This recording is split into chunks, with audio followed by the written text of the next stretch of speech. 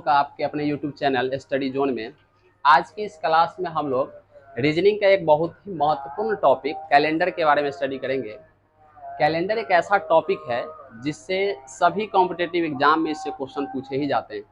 आगामी जो बीपीएससी के द्वारा कंडक्ट होने वाली टीचर की बहाली के लिए जो परीक्षा होने वाली है, उसमें भी इस चैप्टर से निश्चित रूप से क्वेश्चन पूछे जाएंगे। तो इसके बारे में हम लोग पूरी जानकारी लेंगे वीडियो में। देखिए, शुरुआत करते हैं। कैलेंडर क्या है? कैलेंडर दिन, महीना और साल यानी कि वर्ष के बीच संबंध को स्थापित करने के लिए, संबंध को प्रदर्शित करने का एक तरीका है, एक माध्यम है कि दिन, महीना और साल में किस प्रकार के संबंध स्थापित करेंगे, उसको किस प्रकार से प्रदर्शित करेंगे। इस प्रदर्शित करने के लिए कैलेंडर का इस्तेमाल किया जाता है। एक व्यक्ति थे जिनका नाम था पॉप ग्रेगरी। पॉप ग्रेगरी ने जीसस क्राइस्ट नामक एक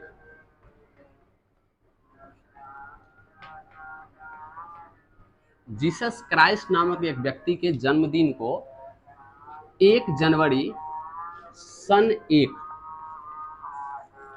तो पॉप ग्रेगरी नामक जो व्यक्ति थे वो जीसस क्राइस्ट के जन्म को 1 जनवरी सन 1 यानी कि पहला साल जो था उसके 1 जनवरी को माने, और इसी दिन से उन्होंने कैलेंडर का शुभारंभ किया। कैलेंडर के शुरुआत यहीं से उन्होंने किया, यानी कि बोल सकते हैं कि पहला साल का जो पहला दिन यानी कि 1 जनवरी उनको नाम दिया, और उस किसके जन्मदिन के रूप में मनाए? तो जीसस क्राइस्ट। कौन मनाए? तो पॉप ग्रेगरी। यानी कि हम बोल सकते हैं कि कैलेंडर का शुरुआत पॉप ग्रेगरी साहब ने किया था जीसस क्राइस्ट नामक व्यक्ति के जन्मदिन के अवसर पर। उस जन्मदिन को माना क्या था? तो 1 जनवरी सन 1, ये उन दिन का नाम दिया था। क्या है कि उससे पहले कैलेंडर का स्थापना हमारे पास नहीं था, तो उन्होंने उसको एक नाम दे दिया 1 जनवरी सन 1, और वहीं से कैलेंडर का शुभारंभ हुआ। और यहीं से आया था कि 365 दिन एक साल में होंगे और कुल 12 महीने होंगे, और यही प्रचलन में चलता आया। हालांकि 365 दिन ये सामान्य वर्ष के लिए आता है, फिर अधिवर्ष के लिए अलग चीज आता है, लेकिन इसके बारे में हम लोग अभी पढ़ेंगे। ये सिर्फ हम इसका पात्र परिचय दिए हैं कि पॉप ग्रेगरी साहब ने जीसस क्राइस्ट नामक व्यक्ति के जन्मदिन को 1 जनवरी सन 1 को मानते हुए कैलेंडर का शुभारंभ किया, और उस कैलेंडर में उन्होंने 365 दिन और 12 महीने का रूपरेखा तैयार करके रख दिया। इस 365 दिन वाले वर्ष को ही सामान्य वर्ष का नाम देते हैं, लेकिन इस सब के जगह पर अब हम पूरे डिटेल में सामान्य वर्ष, अधिवर्ष सारे के बारे में पढ़ते हैं। तो देखिए,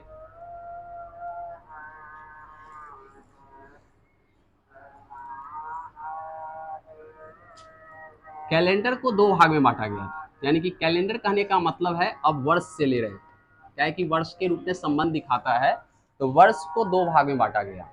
एक को नाम दिया गया शताब्दी वर्ष, और एक को नाम दिया गया अशताब्दी वर्ष। शताब्दी का मतलब होता है शतक, समझिए 100 के पास 100 का जो रहेगा मल्टीपल, उसको शताब्दी वर्ष कहेंगे, जैसे 100, 200, 300, 400, 500। अशताब्दी का मतलब हुआ जो 100 का गुणनफल ना हो, जैसे कि हो गया 99, 98, 97, 100 छोड़ करके कुछ भी हो, 100, 200, 300, 400, इसके छोड़ के जो भी बचेंगे वो सब अशताब्दी वर्ष कहेंगे। पहचानने के लिए आप ऐसे कह सकते हैं कि जिसके लास्ट में डबल जीरो लगा होगा वह सारा ईयर शताब्दी वर्ष होगा, लेकिन जिसके लास्ट में डबल जीरो न हो वो सभी ईयर अशताब्दी वर्ष कराएंगे। 2 जीरो न है, इसका ही मतलब नहीं है कि मान लेते हैं कि ये 1000, तो ये शताब्दी वर्ष होंगे, क्या है कि इसमें 2 जीरो है, भले 3 जीरो, इससे क्या मतलब? लास्ट में 2 जीरो होना चाहिए, 3 हो अच्छी बात है, 4 हो अच्छी बात है, 50 हो, उससे कोई मतलब नहीं, 2 जीरो होने चाहिए। तो ये आपके अशताब्दी वर्ष नहीं है, ये शताब्दी वर्ष है। अगर लास्ट में 2 जीरो नहीं होंगे तब वह अशताब्दी वर्ष होंगे, अगर लास्ट में 2 जीरो होंगे तो वह शताब्दी वर्ष होंगे। जैसे 200 को देखिए, 100, 300, 2000, 1900, 2400, ये सारे के लास्ट में डबल जीरो दिख रहा है, यानी कि ये सारे ईयर शताब्दी वर्ष है। अभी जो चल रहा है वह हम लोग बोल रहे हैं कि 2023 चल रहा है, तो 2023 शताब्दी वर्ष तो नहीं है, क्या है, क्या कि इसके अंत में 2 जीरो नहीं है। लेकिन फिर इसको बोलते क्या है, तो हम लोग बोलते हैं 21वीं सदी है। यह 21वीं सदी का नाम काहे आया, क्या है कि ये 2000 प्लस कर गया है, तो अब जो नया आना है वह 2100 आएगा, शताब्दी वर्ष। तो किसी भी सदी का जो नाम देते हैं वह उसके जो 2 जीरो हटा करके जो बनेगा उसके हिसाब से देते हैं।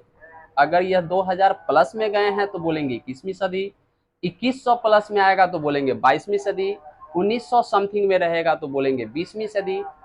लेकिन अशताब्दी वर्ष का मतलब है कि लास्ट में डबल जीरो नहीं होना चाहिए, जैसे 2023 लास्ट में डबल जीरो नहीं है, अशताब्दी वर्ष है।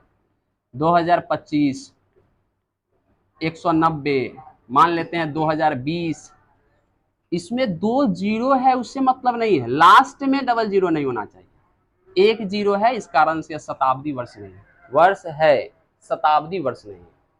तो हमको लगता है कि शताब्दी वर्ष और अशताब्दी वर्ष समझ रहे होंगे। अब इस शताब्दी वर्ष और अशताब्दी वर्ष के साथ हम सामान्य वर्ष और अधिवर्ष जानेंगे।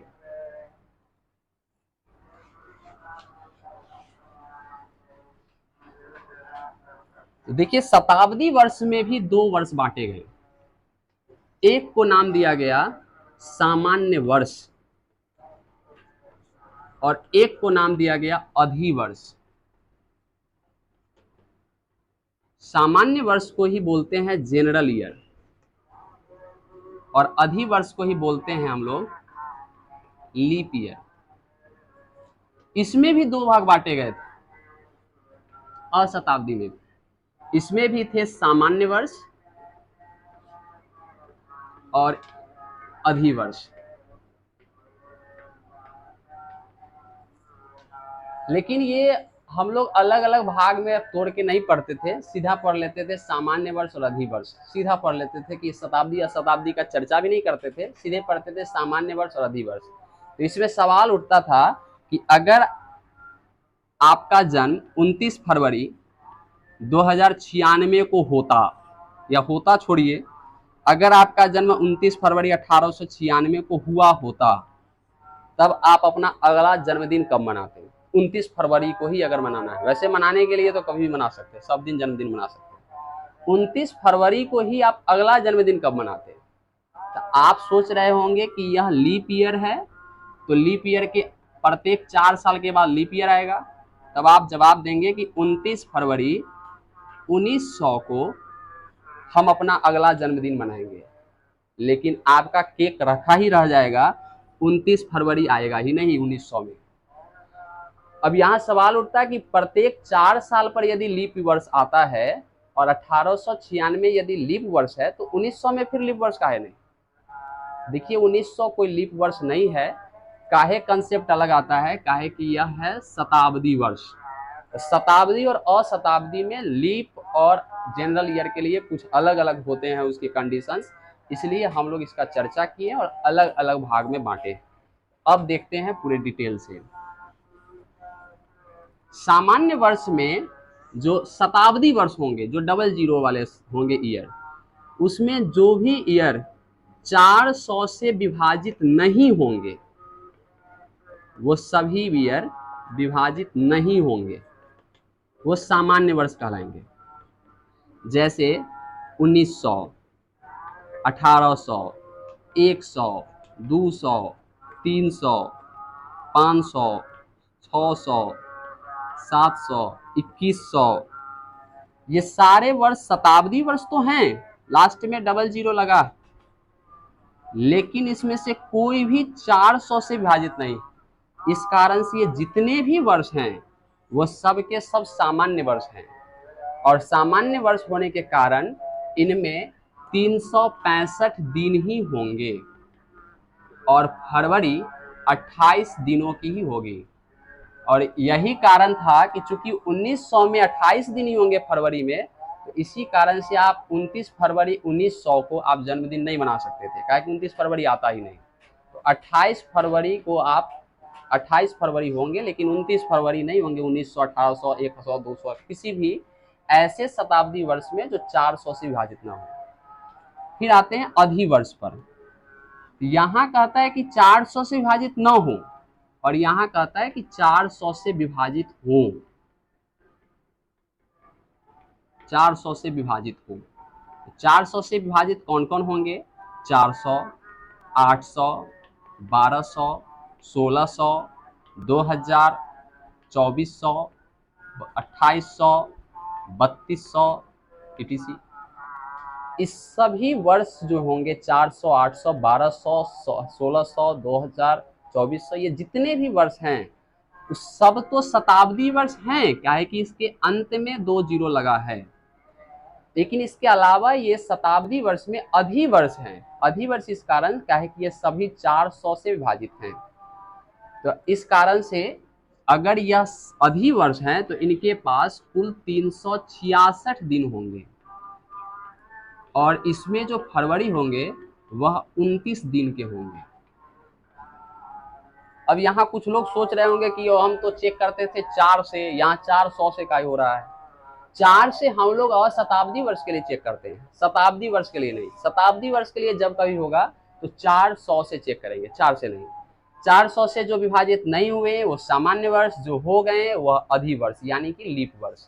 जो सामान्य वर्ष होंगे उनमें वर्ष में होंगे कुल 365 दिन, और फरवरी में होंगे 28 दिन, जबकि अधिवर्ष में होंगे 366 दिन और फरवरी होंगे 29 दिन के।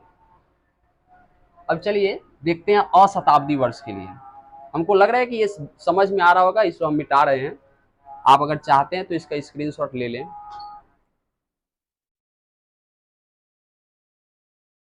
अब देखिए सामान्य वर्ष में क्या होते हैं। सामान्य वर्ष में डबल जीरो, अब ये जो अशताब्दी वर्ष है इसमें डबल जीरो लास्ट में नहीं होता। इसमें 400 से चेक नहीं करना है। इसमें जो भी वर्ष 4 से विभाजित नहीं होंगे वह सभी वर्ष सामान्य वर्ष कहलाएंगे। जैसे 2023 को ही देख लीजिए, यह 4 से विभाजित नहीं है।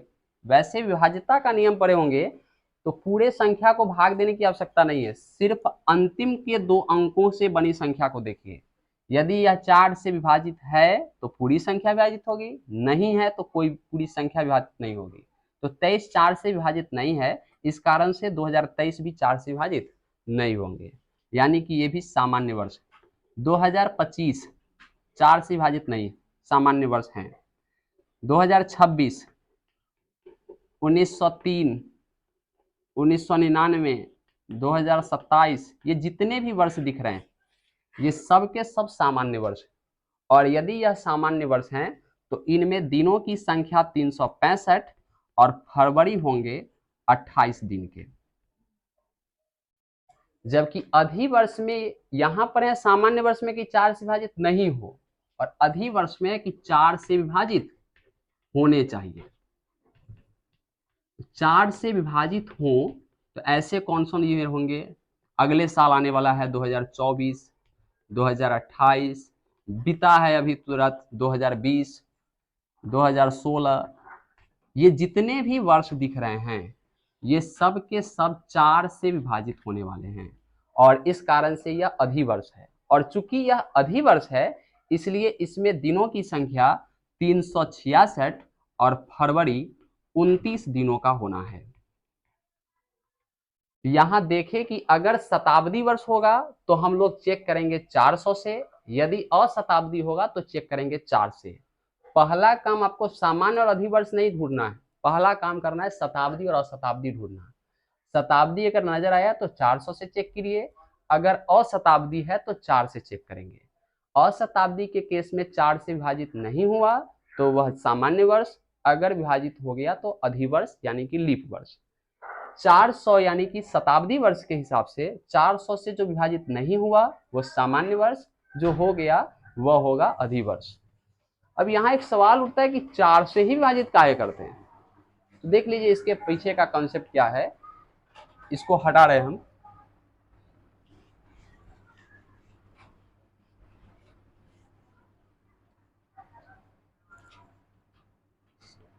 सौर वर्ष एक आता है वर्ड, कहेगा सौर वर्ष क्या है? तो पृथ्वी सूर्य की एक परिक्रमा तय करती है। सूर्य की जो परिक्रमा तय करती है पृथ्वी, उसको तय करने में लगता है 365 दिन, 5 घंटे 48 मिनट और लगभग 47.1/2 लगभग इतने टाइम लगते हैं उसको एक चक्कर लगाने में। तो ये जो 365 दिन 5 घंटे 48 मिनट 47.1/2 लगता है, इसको अगर हम दिन में कन्वर्ट करें तो ये लगभग आता है, इसको अगर दिन में कन्वर्ट किया जाए तो आता है 365 दशमलव लगभग 2422 इतने दिन लगभग आते हैं, 365.2422 दिन।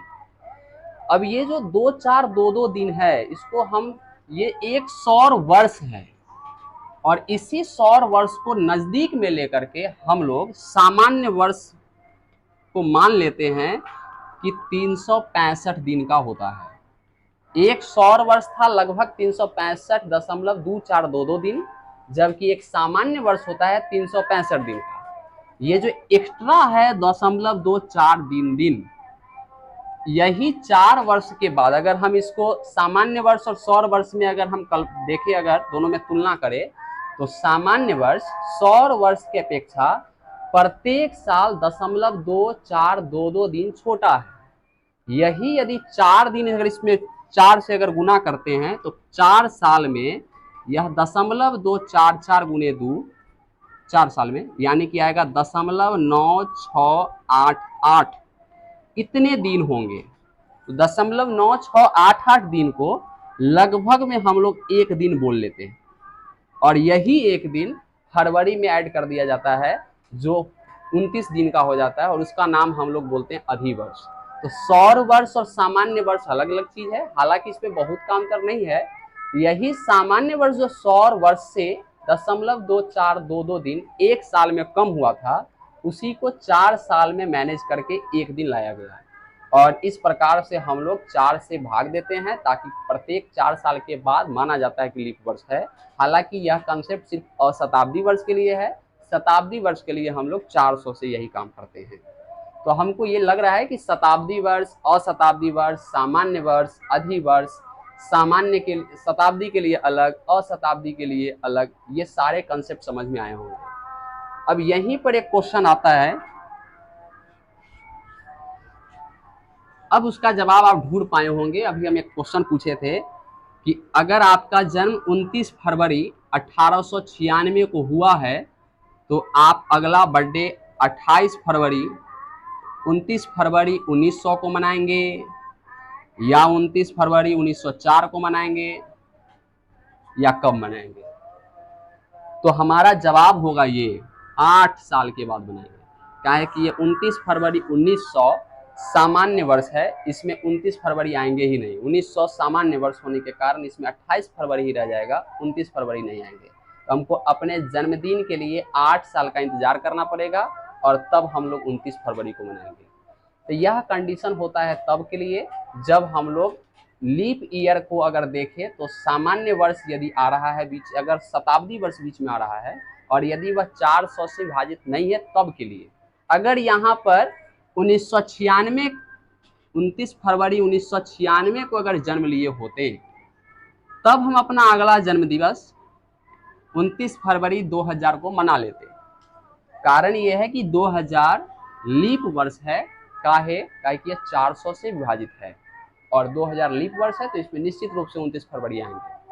तो ये हमको लग रहा है कि ये आप समझ गए होंगे शताब्दी वर्ष, अशताब्दी वर्ष, लीप और जो सामान्य वर्ष है उसके बीच में अंतर।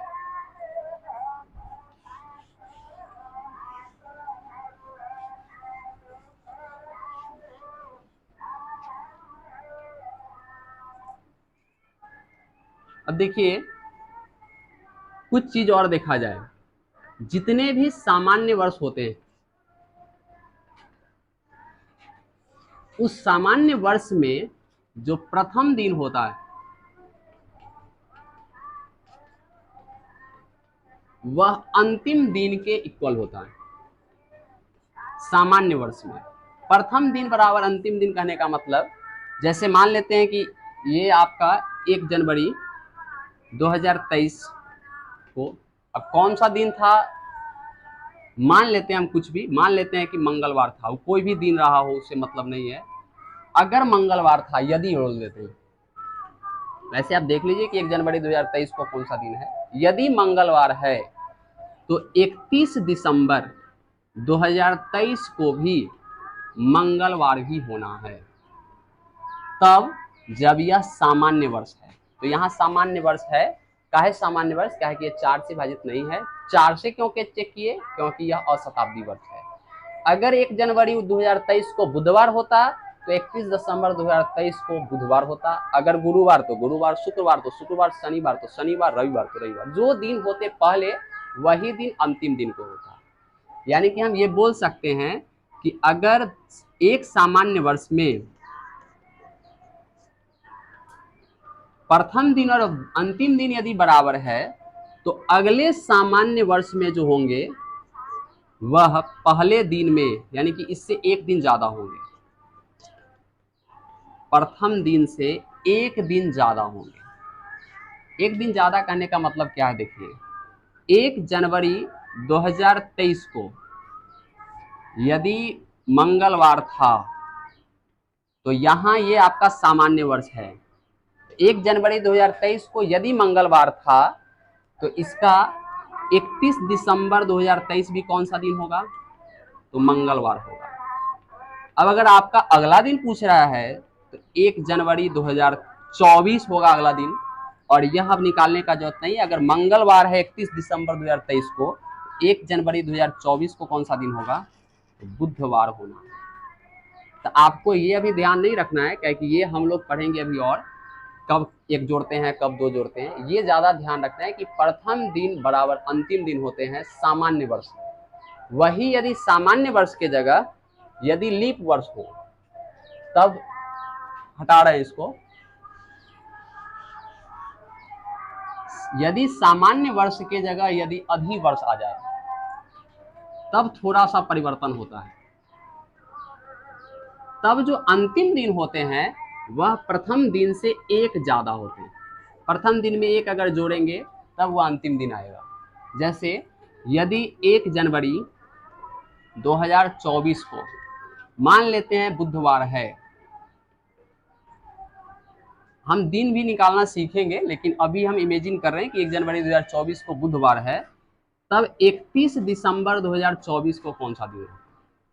तो पहले ये देख लीजिए कि यह सामान्य है या अधिवर्ष है। तो यह आपका अधिवर्ष है, क्या है कि 4 से विभाजित है। 4 से इसलिए चेक किए क्योंकि यह शताब्दी वर्ष नहीं है।